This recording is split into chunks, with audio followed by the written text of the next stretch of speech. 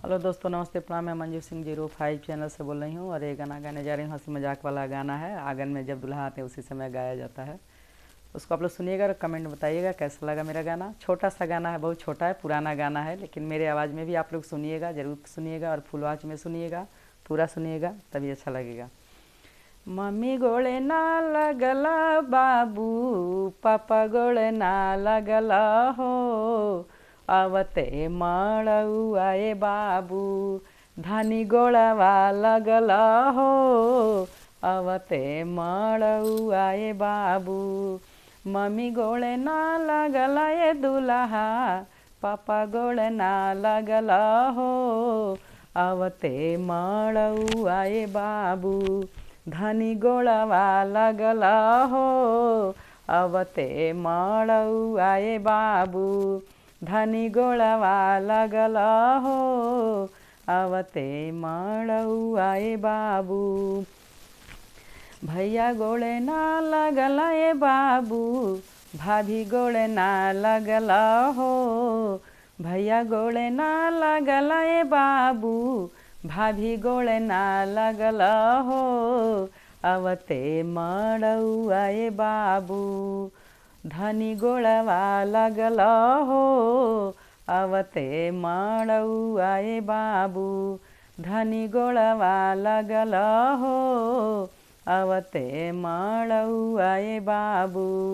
चाचा गोड़े ना लगला ए दुल्हा, चाची गोड़े ना लगला हो, चाचा गोड़े ना लगला ए दुल्हा, चाची गोड़े ना लगला हो, आवते मड़ुआए दुल्हा, धनी गोड़वा लगला हो, आवते मड़ुआए दुल्हा, धनी गोड़वा लगला हो, आवते मड़ुआए दुल्हा।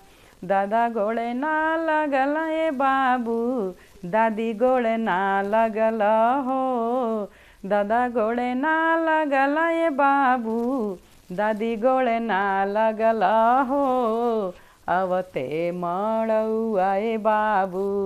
सासू गोड़वा लगला हो, आवते मड़ुआए बाबू, सासू गोड़वा लगला हो, आवते मड़ुआए बाबू। जीजा गोड़े ना लगला ए बाबू, दीदी गोड़े ना लगला हो, जीजा गोड़े ना लगला ए बाबू, दीदी गोड़े ना लगला हो, आवते मड़ुआए दुल्हा, साली गोड़वा लगला हो, आवते मड़ुआए दुल्हा, साली गोड़वा लगला हो, आवते मड़ुआए दुल्हा।